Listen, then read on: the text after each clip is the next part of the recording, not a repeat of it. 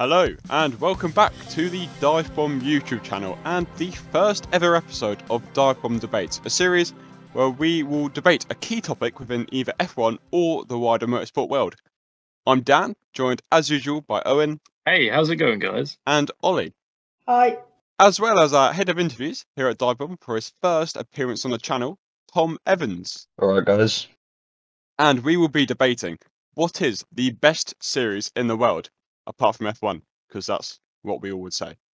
But we still have 60 seconds to state our series and start creating our argument, before we will discuss each other's points and later decide whose argument is the most convincing. So let's begin with DIVEBOMB Debates, Episode 1. What is the best series in the world? As Dan mentioned, each of us will now have 60 seconds to give our initial argument for the series we've chosen. Up first is Owen Bradley. Owen, bear with, 60 seconds on the clock to debate your case, starting now.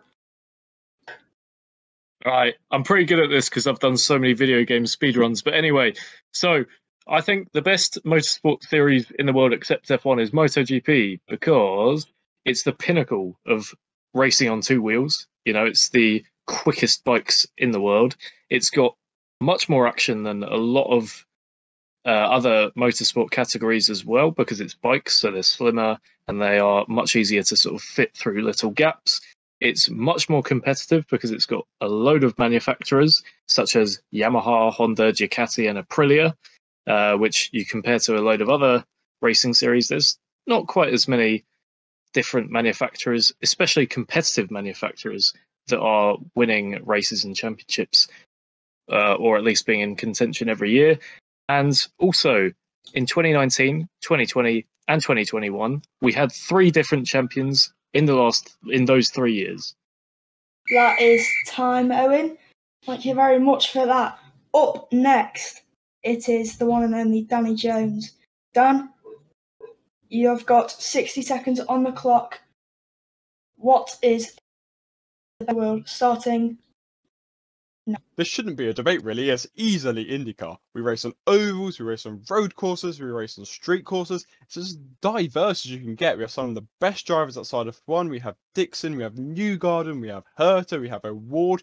And IndyCar is becoming more and more popular for a reason. We're seeing drivers like Grosjean, Eilert, Lundgaard, Ericsson, all coming across to IndyCar. It's a growing and epic series. We have the best race in the world in the Indy 500, the premium motorsport event of the year. We have unpredictable races so far in 2022. We've had 9 pole sitters in 9 races. No series could even get close to competing with that type of level. We have epic circuits. We have Road America. We go to Laguna Seca. And close wheel to wheel racing is guaranteed every single race, basically. We have grids constantly over 25. Get grids up to 33 in some races, creating some of the most epic liveries which change race to race. And it just does everything that F1 offers, plus even more. No series can get close. That is time, Dan. A very, very strong argument from Dan. And now, next up, Tom Evans, the guest today on the channel. Tom, which series is the best in the world? Bar F1, your time starts now. Well, Dan was quite aggressive with hit points here, so I'll try and be a bit more calm about it.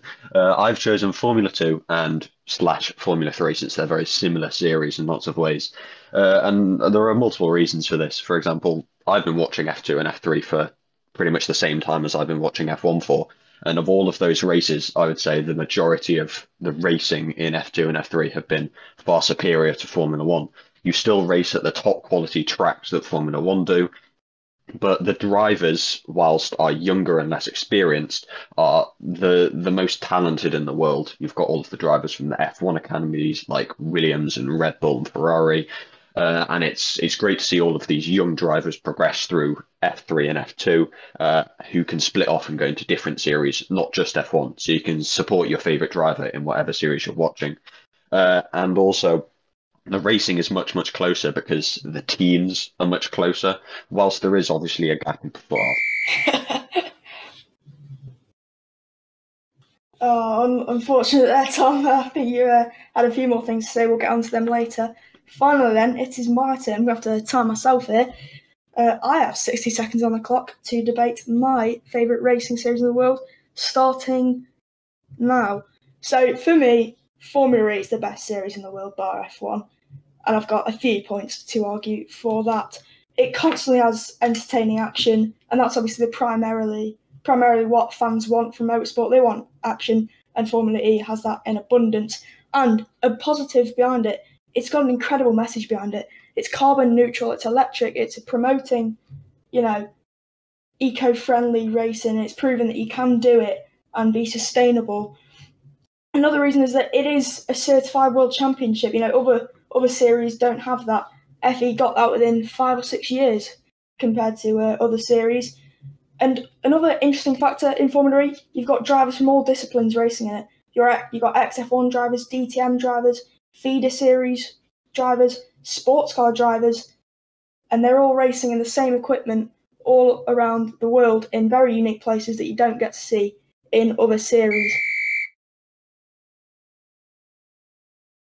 So we have all had our 60 seconds to discuss and share our points to everyone else. So let us know in the comments whose 60 seconds was the most convincing. Now we have done that, it is time to attack and break apart each other's arguments, probably the fun bit of the debate. So, as Owen, as you kick this off with your 60 seconds, let's open the floor up to the crowd. Anyone have any arguments against MotoGP? Well, Owen made a point about how in the past 3 years there have been different champions. Now, if you look at the last 3 years, there is one quite prominent figure who has been missing from the grid due to injury, and that's Marc Marquez, who has been dominating MotoGP for the last however many years. So I think that the point about different champions is slightly irrelevant, because if Lewis Hamilton wasn't in F1 for the last 3 years, then we wouldn't have had his championship wins, but he ended up getting them. So if Marc Marquez was in MotoGP for the last 3 years and in fully fit condition and at his prime, who knows how many championships he could have won. Yeah, I think, to be fair, you do raise a good point. But at the end of the day, Marc Marquez, he put himself in the position. He crashed in 2020 in Jerez, Spain, by himself. Nobody crashed into him. It was purely his own mistake. He got himself into the position. And if anything, yes, he hasn't been in the series, he hasn't been a prominent figure in the series for the last few years. But other people have come up and taken his place, and we've had this excellent battle between Pecco Bagnaia and Fabio Quartararo, Yamaha versus Ducati. So it's a tricky one, but overall I think the championship fight is still quite tense, and it's still the same as it was before. I'm going to ask, is domination too common in MotoGP? We've seen this for ages in MotoGP. We saw Rossi's domination for years and years and years. Then we saw Marquez's domination soon after Rossi's domination was over. And now I think we're kind of moving into Quartararo domination. So do you think this devalues MotoGP as we see domination so often in the series? It's kind of tricky, because Rossi, when he dominated, was quite clearly just the strongest rider, especially when he first came into the sport. But then he had the next generation of Jorge Lorenzo, Danny Pedrosa, and Casey Stoner challenge him in sort of the late 2000s and early 2010s. So that was that was a very competitive era for MotoGP, arguably probably the best era for the sport. And Marquez obviously sort of dominated since from 2013 to 2019, only losing one championship in that period. But at the same time, if you look at it now, as I said earlier, you've got the Yamaha versus Ducati, Bagnaia versus Quartararo, and if Aprilia can sort themselves out, then we could even have Aleix Espargaro getting himself properly into the championship fight. So domination, I think, when you compare it to Formula One, it's not quite as prominent, to be honest. Now it's time to tap me. Anyone have any questions against IndyCar? Yes, I have a point to raise about your argument. You mentioned how the track selection of IndyCar is one of the best in any series in the world, but I would have to disagree with you here. If you look at the Formula One calendar and the F2 and the F3 calendars, you've got some iconic and legendary tracks such as, Silverstone, Spa-Francorchamps, Monza. These are all amazing tracks, and whilst the diversity of the IndyCar tracks is obviously incredible, you have also got some iconic tracks there, such as Laguna Seca and obviously Indianapolis. I'd argue that other series have more iconic and better tracks for racing than IndyCar at the moment. That is a very, very valid point to raise. Obviously, as we all know, IndyCar is predominantly American-based. Actually, we only have one abroad round a year, where we head off to Toronto to have our singular round in Canada at Exhibition Place. But because it is limited to America, doesn't mean we have a poor selection of circuits at all. We kind of use the circuits that aren't commonly used worldwide, if that makes sense. So we have Laguna Seca, obviously we've got Indianapolis, Road America, Mid-Ohio, Barber. These are just some of the tracks which are known worldwide and recognised for the driver skill you need. And that's the lines of going along here. The diversity of tracks is obviously fantastic, as I said. But obviously being based in America is part of the series. So you're not going to get your Spas, your Monzas. Obviously a good 15 years ago when we had the Champ Car World Series, we went to the UK, we went to Zolder, we went to Surfers Paradise, all over the place. But obviously in America you don't have this sort of choice. But the tracks are still brilliant. Brilliant tracks. Some of these are less appreciated, so you're not going to get the iconic Spas, Monzas, Silverstones, Monacos, but the calendar is still fantastic, and it's places where you don't see other cars of this power, so it's really cool to see. I mean, this section, while it is about grilling each other on our choice and putting each other under pressure, I do have to give Dan and IndyCar credit here. I do think just the Indy 500 alone is so iconic. It's an incredible watch. I've only really started watching IndyCar in the past couple of years, and I have to say, I very much enjoyed watching the Indy 500. It was thrilling this year. It was constant action, and I have to say, the Indy 500 alone does improve IndyCar significantly, I'd say. Yeah, I've got to agree with Ollie there. I think I watched the Indy 500 for the first time this year, and I was glued to the screen the entire time. It was an awesome watch. Yeah, I also have to agree with that, to be honest. The only thing that I would raise about IndyCar is the fact that there's quite a few ex-F1 drivers that have gone there, so they're sort of retired now. So why should someone, Dan, watch IndyCar when it's just potentially half the grid is full of a load of retired F1 drivers past their prime? Yeah, it's an interesting point. We have plenty of ex-F1 drivers on the grid. So we've got Marcus Ericsson, we have Alex Rossi, we have Romain Grosjean, obviously the most iconic move over here is we have Takuma Sato, we have Juan Pablo Montoya, who we see once every couple of years. But the grid is still so diverse. We've had Jimmy Johnson, who came from NASCAR, Scott McLaughlin, he came from V8 Supercars in Australia. We have the Road to Indy for people like Carl Kirkwood and David Malukas. There's loads of different ways to get into IndyCar, and it's a real mix of different worldwide talent coming together to create a fantastic racing series. And just because they come from different racing series doesn't mean they can't compete with each other. So Marcus Ericsson, obviously an ex-F1 driver, he lies first in the standings currently. Will Power, who's been in IndyCar since the Stone Ages, is in second place. We've got Alex Palou, he came over from Japan before he went over to IndyCar. He lies P4 in the standings. While Scott McLaughlin, as I said, from V8 Supercars, he's currently 7th in the standings. So the diversity is just so amazing. And the F1 drivers, they don't dominate like you'd expect them to do. It just creates this brilliant racing spectacle. You don't know who's going to win. And you have all these drivers of different backgrounds and of different talents coming together to create this fierce and brilliant racing series. That's what makes IndyCar so great, really. And it's why it's becoming so popular, not only to drivers, but as to fans as well in recent years. Now, there is one final point I'd like to bring up about IndyCar, and this really bugs me, because I'm more of a casual IndyCar watcher. I will watch pretty much every race as it's on, but I'm not as invested in the drivers or the teams as I am in something like F1, F2, or F3. And I think you brought it up in your 60-second argument, is the constant livery changes. Now, I do like and I appreciate really good liveries. But when a driver or a team is changing their livery every 2 or 3 race weekends, it can get really distracting and irritating. So for the first part of the year, I got quite used to Romain Grosjean in the DHL, the red and yellow DHL livery, which is great looking livery, by the way. And then for the Indy 500, I believe he had a different livery. And then for the most recent round, he had a different livery as well. So do you think that could potentially take away or kind of not devalue, but the casual fans might not be as invested in IndyCar?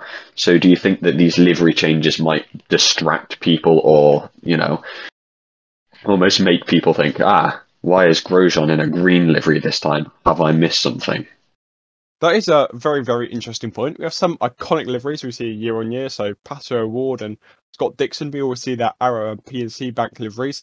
Alex Rossi, we have that pink and blue Napa Auto Parts and AutoNation car. But yeah, we see some regular changes. People like Joseph Newgarden, he changes fairly commonly. Alex Palou changes fairly consistently. So it's an interesting point. Even myself sometimes, when I don't look at the spotters guide, I get a bit confused at who's who. But that's why you got to be invested to understand the drivers. And when you become an IndyCar fan, you get so invested into it. Obviously, they release a spotters guide for every race to show what the liveries are. But yeah, if you don't keep up to date, it can be quite confusing. There will be some liveries you'll recognise instantly. As I said, the number 5 of Pato O'Ward or the number 26 Gainbridge of Colton Herta. But you do stay fairly invested to recognise these liveries. But IndyCar, as I said, do release a spotters guide for every race. And I'll say 75% maybe stay the same race on race. But yeah, that could be a drawback. Though it does bring out some epic liveries, as I said. And I think when you consider a series like IndyCar where sponsorship is so vital, which is why they have to change these liveries to get sponsorship, because they need the funding to operate its team. So yeah, it works as a negative, but although we do get these epic liveries, it's not just the same one-day liveries. Do you know what I mean? So when we get to F1, you see a new livery, we're like, wow! But yeah, IndyCar, it works both ways for the argument. So yeah, good point to make. I think this is a reasonable time to move on to our next series, or series, plural, Formula 2 and Formula 3. I've stayed kind of quiet and reserved so far with MotoGP and IndyCar, but I think this is my time to raise some points. I love both the series, but compared to the others, I don't think they really compare. One of the big issues I've highlighted is the money behind it. It is incredibly expensive to have a campaign in F2 and F3. There's lots of budget issues, and incredible drivers lose chances to move up the ranks and get into F1 because they just simply can't afford it. And there's lots of paid drivers that take up places. I think that can often ruin it sometimes. That is probably the most prominent and valid point there. There is many drivers who've had budget issues. For example, Logan Sargent couldn't move up to Formula 2 because of budget issues, so had to stay for another season of F3. And I think that some of the things like the Road to Indy do it much, much better, where the winner will get a scholarship prize to be able to move up to the next series. But I think that the points about budget is it requires a massive budget to get into any motorsport, even if it's low level stuff like Formula 4 costs upwards of £250,000 a year.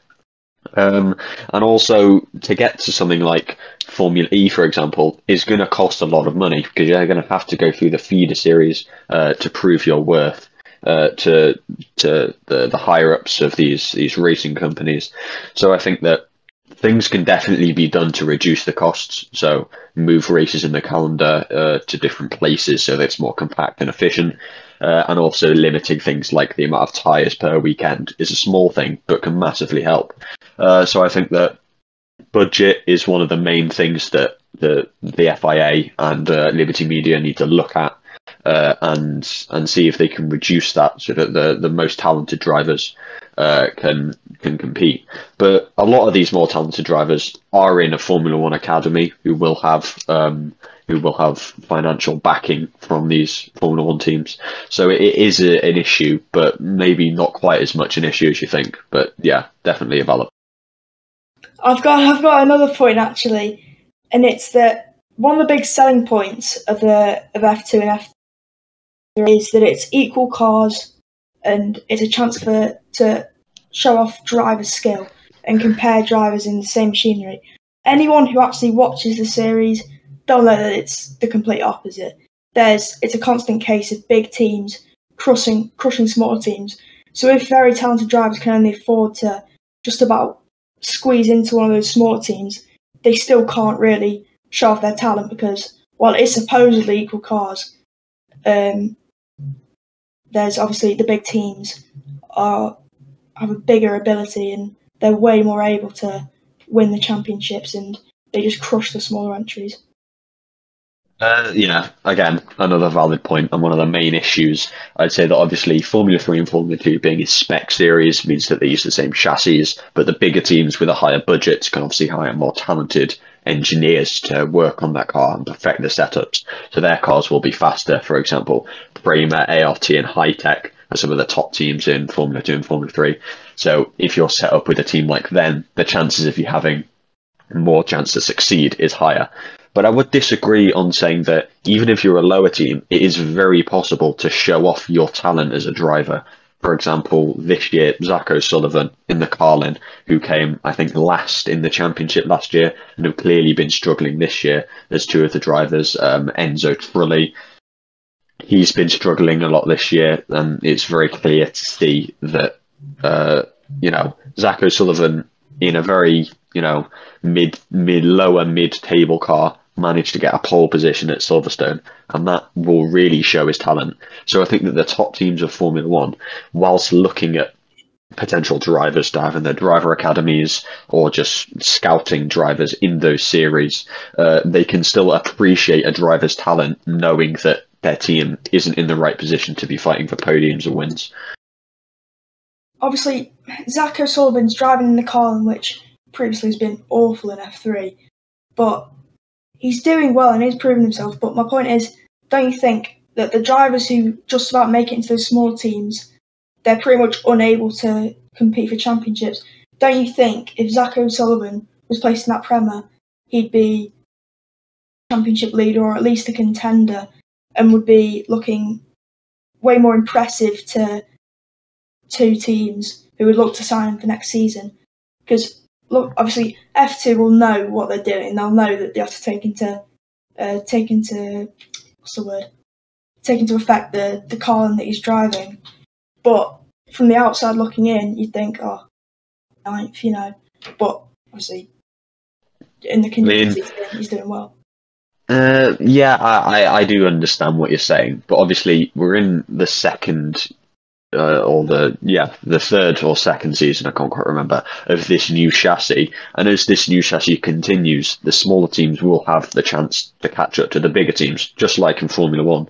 So you might see the kind of Prema dominance, especially in Formula 3 at the moment. Prema is one of the top teams along with High-Tech and ART. But in something like Formula 2, Prema, despite being the top team for the last 2 or 3 years, is slightly struggling this year. So it is possible for other teams to catch up and beat these bigger teams. So I think even something like Formula 1, for example, last year was the final year of those regulations, and we could see that the field was a lot tighter, and this year the field has opened up slightly because of these new regulations. So that kind of thing does happen in Formula 3. But your point about if Zach O'Sullivan was in a Prema, would he be championship leader and be proving his worth a lot more? Yes, that is a very fair argument, and I don't really have anything against that, to be honest. I'll be honest, I'm going to vouch for you, Tom. I think F2 and F3 is one of the best parts of a Formula 1 weekend, because I tune into it just to see sort of where the best overtaking areas are going to be for Formula 1, actually. But I would ask you this, is for viewers that are potentially watching this video that haven't tuned into F2 or F3 before, what is in it for them? Like, the cars are lower speed because they're lower downforce, or lower aero, sorry. What's in it for potentially new viewers? What's going to get them enticed into this series?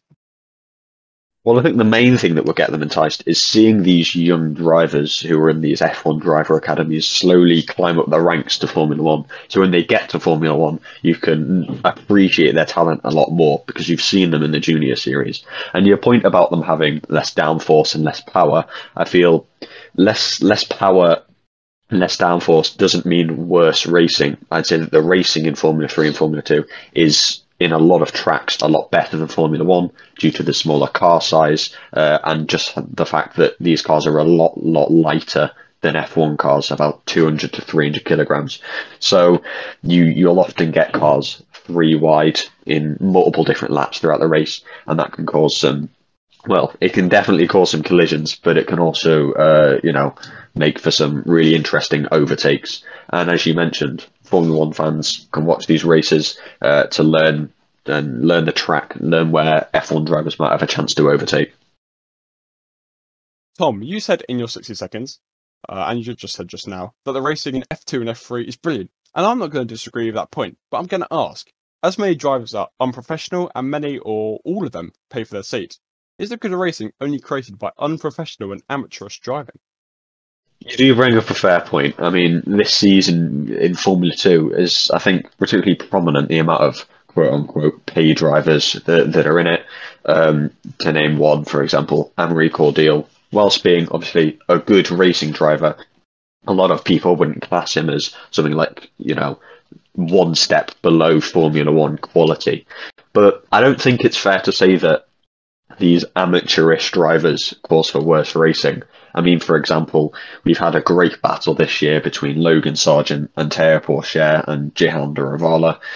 They're all pretty close in the standings. And the fight at the front has been very entertaining. But also, the fight in the mid-pack, whilst, yes, these drivers are in the mid-pack, this doesn't necessarily mean that they're bad drivers. Formula 2 and Formula 3 is a very tough year for rookies. And if a rookie is winning races such as Isaac Hadjar or Logan Sargent, that can really put them a tier above the rest. For example, George Russell and Charles Leclerc both won in their first year of F2 and GP2 respectively. So I think whilst these amateurish drivers can cause for some interesting racing and interesting incidents and overtakes, I wouldn't say that it takes away from the kind of spectacle or racing of the entire series as a whole. With that done, we move on to our final argument with Ollie and Formula E. I feel like I'm going to get a bit of a grilling here, so I'll go first. All right. One of your things that you mentioned in your little 60-second intro was that Formula E is carbon neutral, and that's the whole message behind it, which I totally agree. Formula E being totally carbon neutral is absolutely amazing, and I think way more series should strive for it. But that's exactly my point. Being carbon neutral isn't exclusive to Formula E. We're already seeing series like Extreme E, for example, who are actually not just being carbon neutral, but are also providing research into climate change by the different locations that they go. And things like Formula One, for example, have set a carbon neutral target of 2030. So I think eventually we are going to see more series kind of go into that carbon neutral range, such as, the F4s, the F2s, stuff like that. Okay, yeah, that's fair. So there are obviously other series that are carbon neutral and have good eco messages behind them. Extreme E, though, the viewing is very, very little compared to Formula E. I think what's important about Formula E is that it's carrying that message to a much larger audience. It's a world championship. It's got a much larger viewing audience than any other of the prominent carbon neutral series. And F1, they've stated goals to be carbon neutral. They probably will in due course, but they're still way off of that point. It's going to be in probably the next at least 5-10 years before they come close to reaching that goal. And even now, F1 is a massive polluter. It will still take time. In the meantime, Formula E is the prominent carbon zero series, and it is the one flying that flag the most. I mean, your point about it being broadcast to a much larger audience, I wouldn't say is particularly true. Because if you're looking at the most recent live races, so the Formula E races are streamed on Channel 4 and the Channel 4 YouTube channel. So YouTube is presumably targeted at a much younger audience, as that's a kind of age range that use YouTube. But you're looking at the most recent Grand Prix, so round 10 in Morocco, has a total of 16,000 views, and that was streamed for 2 hours 11 days ago. Now that has less than half the amount that W Series does. You know, W Series isn't supposed to be a top flight of motorsport. It's not supposed to be something that drivers should aim for. You're supposed to go into W Series, prove your talent, and then if you win the championship, you take the prize money and move on to other series. So it's not a great look for Formula E, considering that their viewership is much lower than a lot of people would expect. And also, a graph that I'm looking at here, Formula E's social media presence and social media interactions have dropped by about 14% within the last 2 years, whilst Formula Ones have gained,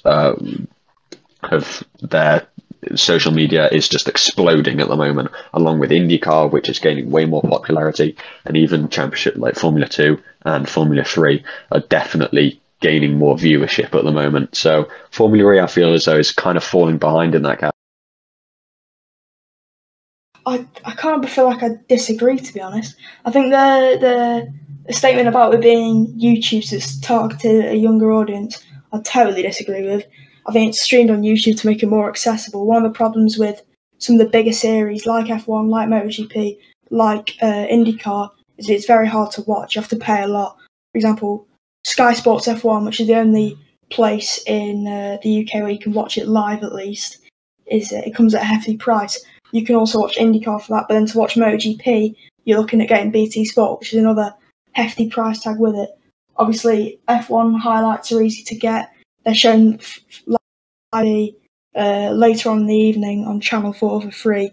But Formula E, one of its big selling points is that it's easily accessible to lots of people across the world. And that's another thing. I don't think those numbers of being 16,000 viewers, A, that's live, and B, that doesn't take into account the hundreds of other countries that potentially would have been watching it at the same time. So obviously the viewing numbers won't be as great. I think they could do a better job to do that, but still, I think what's more important is the amount of people that have heard of Formula E. I think that does a big job as well. When you say, name a carbon neutral series, I don't think anyone's going to go F1 in 10 years. Their first thought will be, Formula E, that's their primary goal. Yeah, that is a very fair point. But if it's more accessible, why are more people not watching it? Again, I don't think that's fully taking into account all the different places to watch. There's going to be international viewers from watching it in other places, but at least it's the only big world championship. Obviously, you'll probably disagree and joke about it being big, but it's the only one of the large, well-known championships that's free to watch live, at least. Ollie, I've got a question about Formula E, and a thing that has always bugged me. Can it be considered the best series in the world when all the tracks are flooded with chicane after chicane? And it makes the racing a bit boring with that and the tight walls. And it also races in some ridiculous surroundings, like an airport, a football stadium, random buildings in London. What do you think about that? I think that's a bit of an exaggerated point there, Dan. Obviously, we joke about it off camera, but I think it does a good job. It gets to places that other series don't. It's been all around the world in the past 7-8 years that it's been around. And it stretches across the world more than F1 does, with half the amount of races in it. I think the airport argument I find it a bit weak. I think it's a good utilisation of an unused space, to be honest. It's proven very handy. Obviously, they put on an incredible 6 races in 9 days to close off the 2020 season. It was hampered constantly by the coronavirus pandemic. But I think the fact to go to city centres and put on a race, and especially when it's sometimes a double header, I think the amount of time that they're there for, they really do a good job of setting it all up and getting it all away in no time and causing as little disturbance, but still, spreading their message.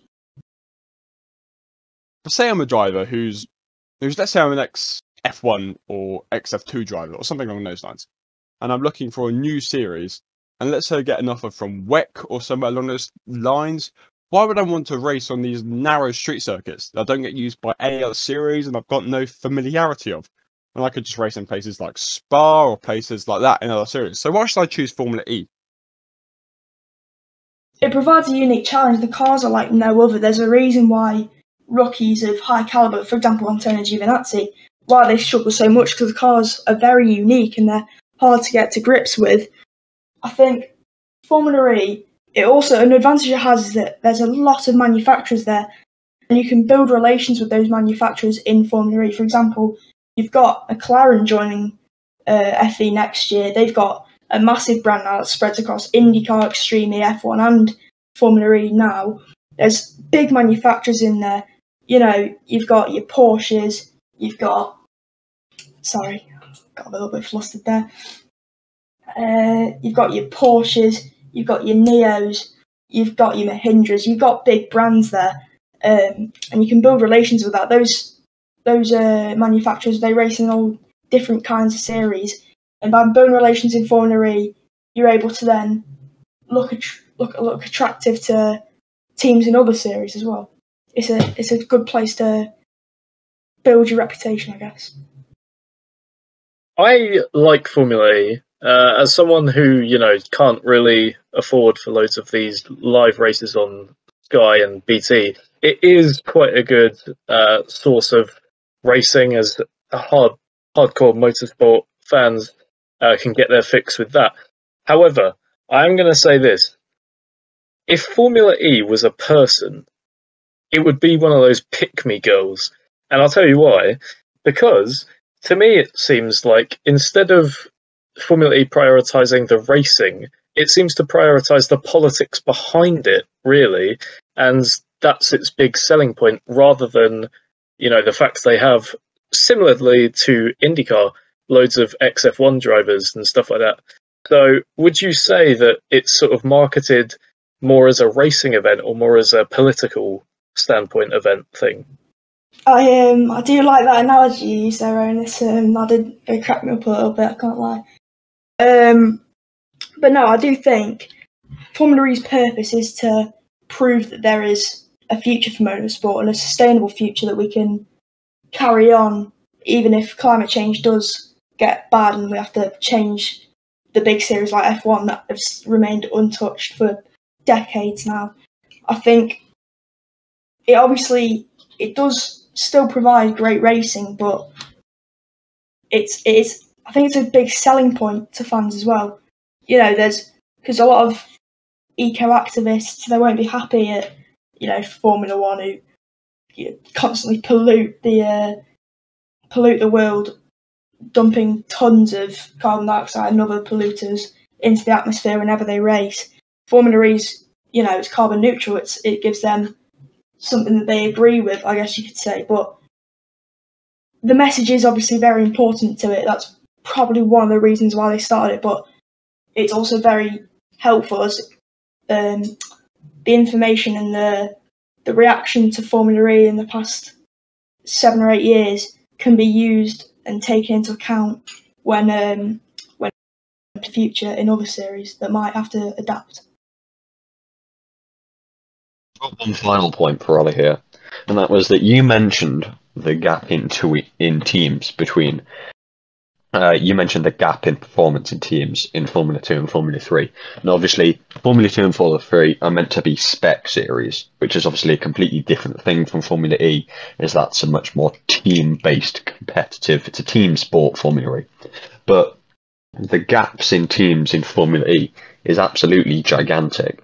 You've got great drivers such as Oliver Turvey and Antonio Giovinazzi struggling towards the back in Dragon and Neo, who've been struggling a lot in the last few years. So it doesn't really bode well for Formula E that the top teams are staying at the top and the bottom teams are staying at the bottom. Now, obviously, we have got this new generation of cars coming in, which could change some things.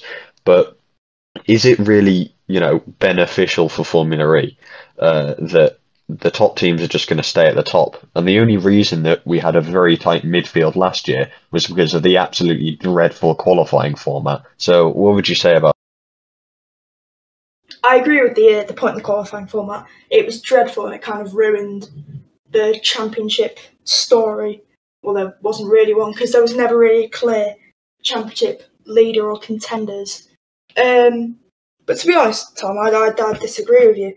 I think that it is a very tight field. you've obviously got Neo and Dragon at the back who very rarely score points. They struggle quite a lot. But that's common in all motorsports. It's common in all different series, you know. Upwards of there, you've got 5 or 6 teams who'd all say are likely to be competing for points on a regular basis. And then, to be honest, if any of the top 5 or 6 teams won, you wouldn't really be surprised. So I wouldn't really say that there's a massive gap in performance in Formula E. To be honest, I think that's a bit unfair actually. They do a good job of making it still very entertaining, and you often get crazy results while still having a championship story that you can follow. Last season that was a massive issue. Going into the final double header in Berlin, it was one of 15 people who was going to win, and they were all still mathematically in contention. Eventually it was Nick de Vries who won, who you could say fair enough, he was probably one of the most deserving drivers. He was consistent all season. But no, I don't think there's a massive performance gap throughout the Formula E field, to be honest. I think there's the 2 backmarker teams that very rarely score points. Nissan are slowly falling into that group as well. But north of that, I think any of the teams could really get a top 5, get a podium, and you wouldn't really be surprised.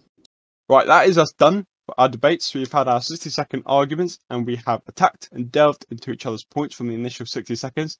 Now it is time to decide our top 3 arguments, and please let us know, what was the top 4 arguments for you? Was it me for IndyCar, Ollie for Formula E, was it Owen for MotoGP, or was it Tom for Formula 2 and Formula 3?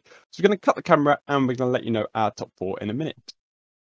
Right, so we've each made our own decisions on what we think of each other's arguments. We will rank them 3, 2, 1 and end with a winner, and we will decide as a team what is the best series in the world other than F1. So let's go in the same order again. Owen, what is your top 3? All right, well, for me, at number 3, third place, it was tough between 2 of them, but I've gone with Formula 2 / Formula 3 purely because I don't think it's quite as enticing for me as the other 2 series. At second, I've gone with Formula E because I think it's quicker and better than Formula 2 and Formula 3, but at the same time, it can't beat the number 1 spot, which is, of course, the Lawnmower Racing Championship. No, of course, I'm kidding. It's got to be IndyCar. I love that series so much, and I've watched it for the last few years, and it never fails to surprise me. That's my time for my top 3. So in third place, I've got Formula E. In second place, I've got Formula 2 and Formula 3. And first, I've gone with MotoGP. I just feel MotoGP is a world championship at the pinnacle of two-wheel racing. And it goes to so many epic tracks around the world. It's created some of the biggest legends in motorsport, like Valentino Rossi might die second to Michael Schumacher in all-time legends. And it brings these names, and it also has got great racing. It's unpredictable.